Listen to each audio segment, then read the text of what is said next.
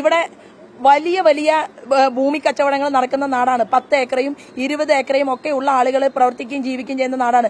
എന്റെ ഒരു തുണ്ട് ഭൂമി ഞാൻ പൊതുപ്രവർത്തി ആയതുകൊണ്ടാണ് മാധ്യമ പ്രവർത്തകർ എന്ത് കോലാഹലം ഉണ്ടാക്കിയാലും ഈ നാണം കെട്ടവന് 1 രൂപ പോലും ഞാൻ തിരിച്ചു കൊടുക്കില്ല എന്ന് പറഞ്ഞാണ് എന്റെ തന്റെ ഇടം. അവൻ ആ സ്ഥലം വാങ്ങിയിരിക്കണം.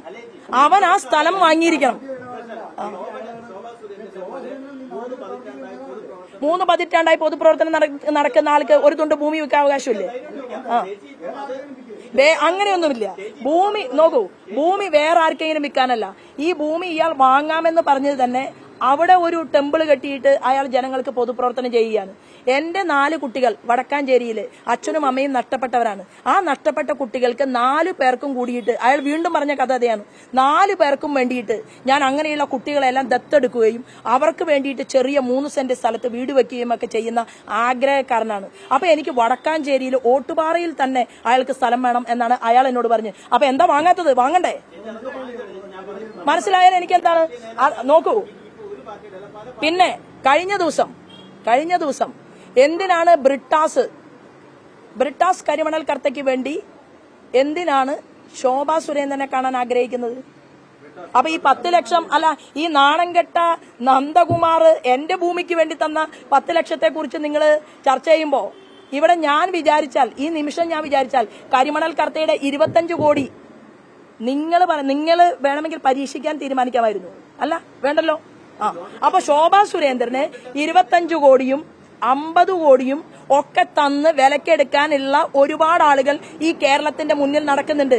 എനിക്ക് വളരെയധികം സംശുദ്ധമായ രാഷ്ട്രീയ പ്രവർത്തനം നടത്തുന്നത് കൊണ്ടാണ് എത്ര ബുദ്ധിമുട്ടുണ്ടെങ്കിലും എത്ര കരഞ്ഞാലും ഏതെങ്കിലും ഒരു വ്യക്തി വെറുതെ സഹായിക്കാൻ വന്നാൽ ശോഭാ സുരേന്ദ്രൻ കൈനീട്ട് വാങ്ങുന്ന പ്രശ്നമില്ല.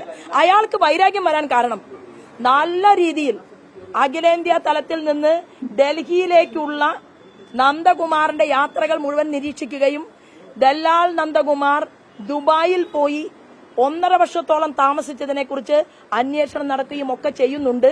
അനിൽ ആന്റണിക്കെതിരെയും വലിയ ആരോപണം ദല്ലാൽ ഉന്നയിച്ചിട്ടുണ്ട്.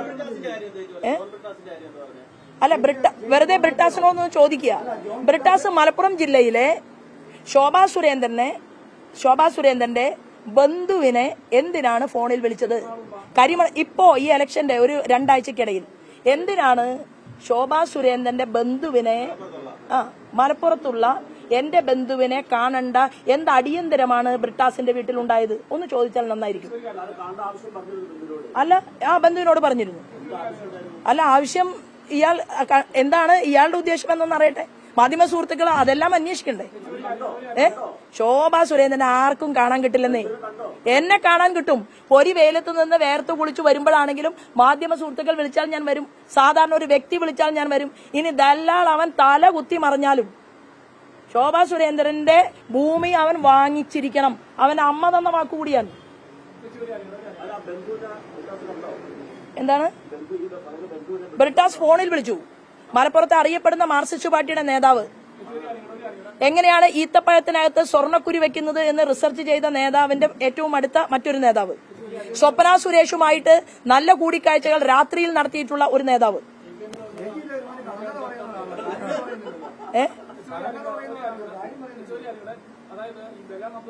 നിങ്ങൾക്കിപ്പോ BJPയിൽ ഇവരൊക്കെ കണ്ട ചെറിയ ആളുകളുടെ പേരൊക്കെ ഞാൻ വിളിച്ചു പറഞ്ഞ് അവരെ കൊട്ടേഷൻ കൊടുക്കണോ?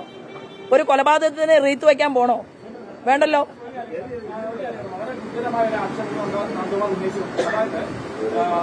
ശോഭാ സുരേന്ദ്രൻ പറഞ്ഞിരിക്കുന്നു. അതായത് BJPയുടെ സംഘടനാ ജനറൽ സെക്രട്ടറി BS സന്തോഷ്, സംസ്ഥാന അധ്യക്ഷൻ K സുരേന്ദ്രൻ, അതായത് B മുരളീധരൻ, ഇവരെല്ലാം തനിക്ക് എതിരാണ്. അതുകൊണ്ട് ഇവരുടെ കൂട്ടം നിൽക്കാനാണ് ഞാൻ തയ്യാറില്ല. അതുകൊണ്ട് എന്നെ സഹായിക്കണമെന്ന് നന്ദകുമാറിനോട് ശോഭാ സുരേന്ദ്രൻ ആവശ്യപ്പെട്ടതായിട്ട്. നന്ദകുമാറാണല്ലോ ശബ്ദം മൊഡ്യൂൾ ചെയ്യുന്ന ആള്. കേരളത്തില് ഈ കഴിഞ്ഞ 6 മാസം മുമ്പ് ഞങ്ങളുടെ തന്നെ ദേശീയ വനിതാ കമ്മീഷൻ ചെയർപേഴ്സൺ അവരന്വേഷിച്ച അന്വേഷണത്തിൽ മനസ്സിലായത് മമ്മൂട്ടിയുടെ ശബ്ദം മൊഡ്യൂൾ ചെയ്തിട്ടുണ്ട് ഈ ദല്ലാൽ. ശോഭാ സുരേന്ദ്രന്റെ ശബ്ദം ആർട്ടിഫിഷ്യലായിട്ട്, വീഡിയോ വരെ ആർട്ടിഫിഷ്യലായിട്ട് ഉണ്ടാക്കാൻ പറ്റുന്ന നാട്ടിലാണ് ഞാനും നിങ്ങളുമൊക്കെ ഇപ്പൊ ജീവിക്കുന്നത്.